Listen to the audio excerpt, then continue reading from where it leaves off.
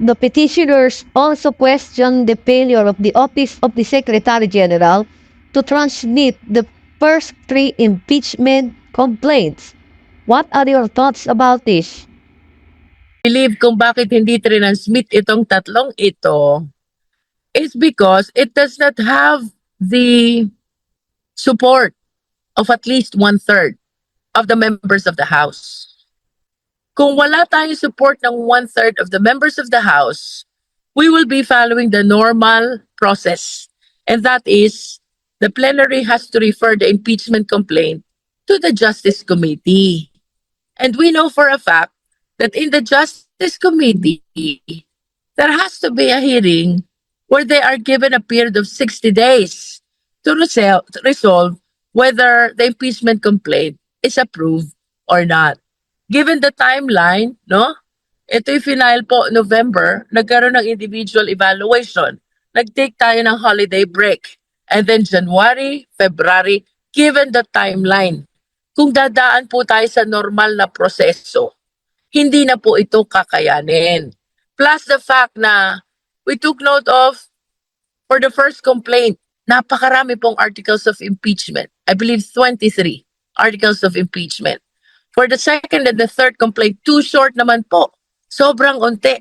So, to address once and for all lahat ng challenges about filing this impeachment complaint, we resolve through the intercession of the political parties, come up with a fourth impeachment complaint, which will hopefully be endorsed by at least one-third of the Congress. And with that, nakabuo po tayo ng strong impeachment complaint without need of referring it to the Justice Committee because it has the support already of one-third of the members of the House, which allows us to transmit immediately the impeachment complaint to the Senate. So that is the reason kung bakit hindi in-endorse and instead na-archive yung tatlong impeachment complaints. But with all due respect sa mga complainants ng three prior impeachment complaints, we made sure po na yung important arguments contained in the first three impeachment complaints ay in-incorporate po natin dito sa fourth impeachment complaint containing of 7 articles of impeachment. Do you have a message for Vice President Sara Duterte and her supporters? We believe in due process, no, ma'am? We believe in due process. Everybody, including the Vice President, is entitled to the right to due process, no? Rest assured na ito po'y ating i-realize during the impeachment trial. And even us in the prosecution team are hoping na our Vice President will take advantage of this because kagaya nga ng nasabi ko, during the Good Government Committee hearing, wala pong masyadong participation ng ating Vice President. We're looking forward that this time, a-appear po ang Vice President at ilalatag niya ang kanyang defense evidence. Kasi we wish to give her the benefit of the doubt na baka pag nailatag niya itong ebidensya, things will change. Baka magbabago ang appreciation natin sa kaso, no? Bagaman kami, initially, we believe that we have a strong evidence for the purpose of impeachment, no?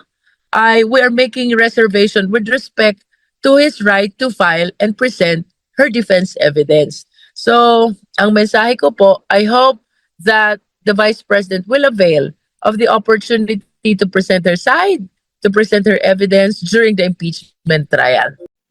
What happens next when a group of lawyers filed a petition with the Supreme Court against the Vice President's impeachment? Will the House make a request for dismissal?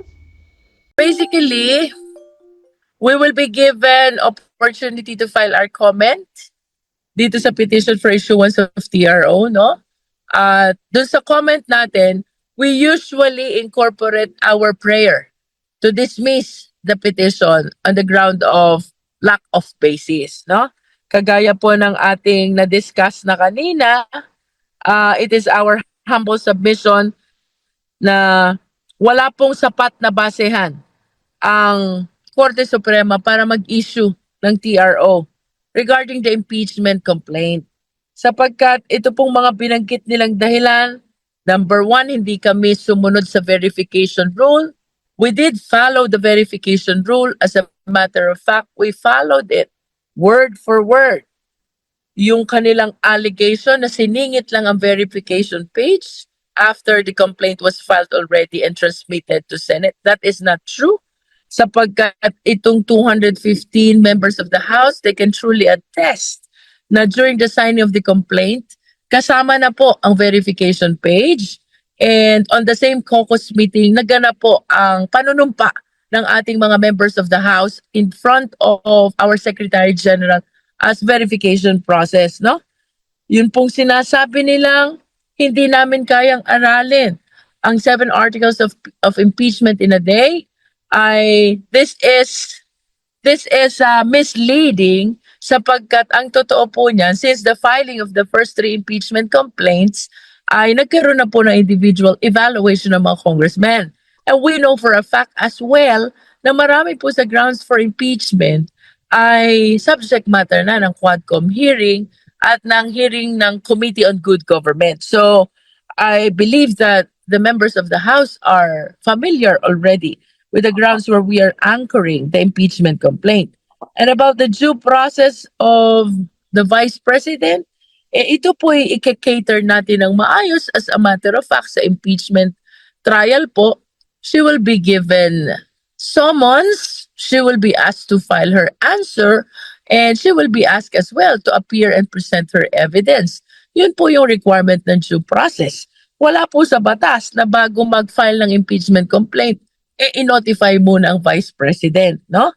So ito pong ating mga paliwanag na ito ang dahilan kung bakit kami naniniwala na dapat i-dismiss, i-deny itong petition for issuance of TRO with regards to the impeachment complaint. What is your reaction on the petition with the Supreme Court seeking to compel the Senate to start the Vice President's impeachment trial? Bagaman tahimik po ang Kongreso during that time, but since the 3 impeachment complaints were filed back in 2024, no, last year, nagkaroon na po kami ng individual evaluation nitong mga impeachment complaints na to. Hindi po ito railroaded. Ibig sabihin, as early as November ba yan? Yung first impeachment complaint? Nagkakaroon na po kami ng sarili-sarili naming pag-aaral until we started meeting by parties, until a caucus happened na kailangan nating mag-come up ng 4th impeachment complaint para ma-save natin ang impeachment process considering the challenges that we are facing because of the limited period of time, no? Limited number of sessions which are remaining. Ito po'y masusing pinag-aralan. As a matter of fact, subject matter ng Quadcom hearing, subject matter ng Good Government Committee, no? Kaya ito po ay very much familiar ang mga members ng House with respect to the 7 articles of impeachment. What is your stand on the convening of the impeachment court and the start of the trial? We welcome that petition for mandamus, no? Na final nung isang abogado for the Senate to immediately convene as an impeachment court, no? As to the reasons that the Senate is holding to unto why they have their own timeline, no? Ito yung mga matters which we leave really to the discretion of the Senate, no? So we look forward also to see kung anong magiging paliwanag ng Senate as soon as they file their comment or answer to the petition for mandamus, no? Pag sinabi kasi nating petition for mandamus, ibig sabihin nun, gustong ipautos sa Supreme Court yung ating obligasyon na gawin yung ating trabaho, no? And that is convening an impeachment court. But of course, we understand the Senate has its own timeline, as explained already by the Senate President, no?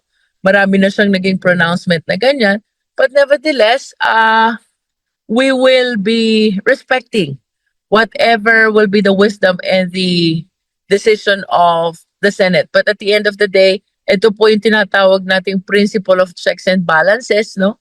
Kahit may kanya-kanyang kapangyarihan, ang bawat sangay ng gobyerno under the principle of separation of power, If one believes na nagkakaroon ng mga pagkukulang or abuses ang isang branch, they can resort to what we call petition for mandamus by way of the principle of checks and balances, no? We will wait and see kung ano pong magiging appreciation ng Supreme Court dito sa petition for mandamus vis-a-vis the comment and the answer which will be filed by the Senate. What is your reaction to Senator Pimentel's letter to Senator Escudero to start the impeachment trial Just immediately? like the lower house, no? Ang Senado po is a collegial body. I believe na they need to sit down and meet, come up with their collegial decision, no? With all due respect kay Senate President, kahit siya man po ay mahihirapang mag-decide on his own sapagkat hindi po pwedeng mag-decide mag-isa. He needs to solicit the decision of his fellow senators. So, bagaman may sulat si Senator Pimentel, bagaman meron ng petition for mandamus to compel the Senate to convene as an impeachment court, at the end of the day, it will be the collegial decision of the Senate, no? Save, of course, the decision which will be issued by the Supreme Court.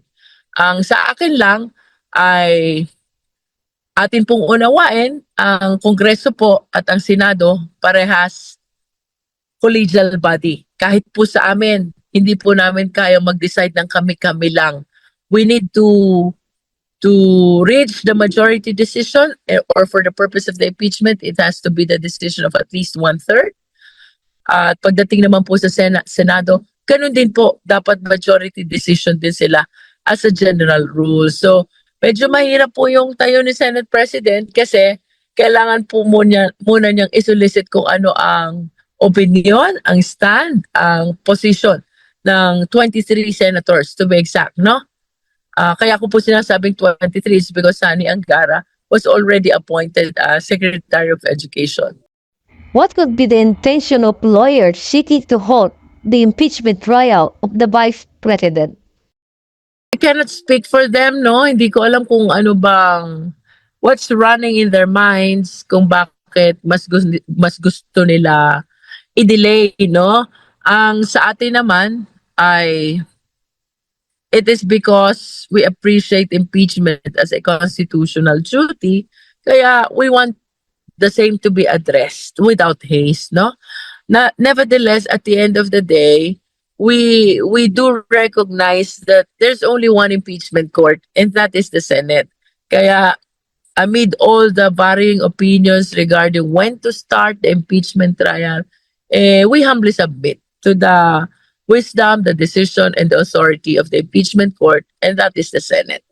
The reason why we transmitted the fourth impeachment complaint by not less than one-third votes is because we appreciate impeachment as a constitutional duty. We also consider the fact that there is public clamor to continue the impeachment process, no? So regardless of may election o wala, we need to address this constitutional duty of ours. Ito po'y kasama sa ating pinanumpaang tungkulin. So kahit challenge tayo because of campaign that we need to do for the purpose of 2024, 2025 election. Time and again, we are reminded by the fact na kasama po ito sa ating pinanumpaan and we should all be ready to do our job, our responsibility in line with the impeachment trial.